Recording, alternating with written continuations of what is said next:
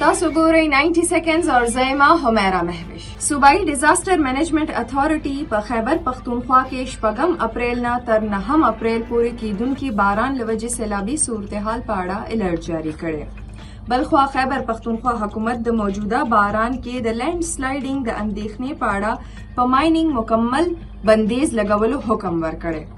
خیبر پختونخوا حکومت 3 درجاتي بلدیاتي حکومت بحال کولو فیصله کړې چې تر مخه ضلع او تحصیل په کچ چیرمن او ولس په ووټ برای راست ټاکلی کیږي او د میر انتخاب به هم برای راست کیدلی شي. خیبر پختونخوا اسمبلی کې کال 2014 تر 18 دوران په NTS بھرتی کیدونکي 15,000 استادانو د سینیورټي څخه محرومۍ متعلق توجه دلاو نوټس جمع کړی شوی او ویلې شوی دی چې کال 2018 تر 22 دوران بھرتی کیدونکي استادانو ته سینیورټي ورکړل شوې ده کوم چې دی سره یو واضح امتیازي سلوک دی. شمالي وزیرستان کې جاری میټریک امتحانونو کې سنگین بې ضابطګۍ انکشاف مخې ته راغلی. ریپورټ تر مخه امتحاني هالز کې حل شوي پرچې تقسیم کړي شوي دي.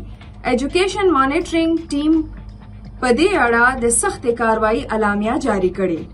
بنو کې د وسلوالو په نادره دفتر ډزو دوران 2 پولیس اهلکارانو شهادت مرتبه ترلاسه کړې ده. بلخوا د بنو میریان تھاڼې باندې د ترهګرو حمله ناکامه کړې شوې ده. د خیبر پختونخوا وزیر اعلی سهیل آفریدي له طرفه 9 اپریل کیدونکي احتجاج په ضد پیښور های کورټ کې درخواست جمع کړی شوی دی.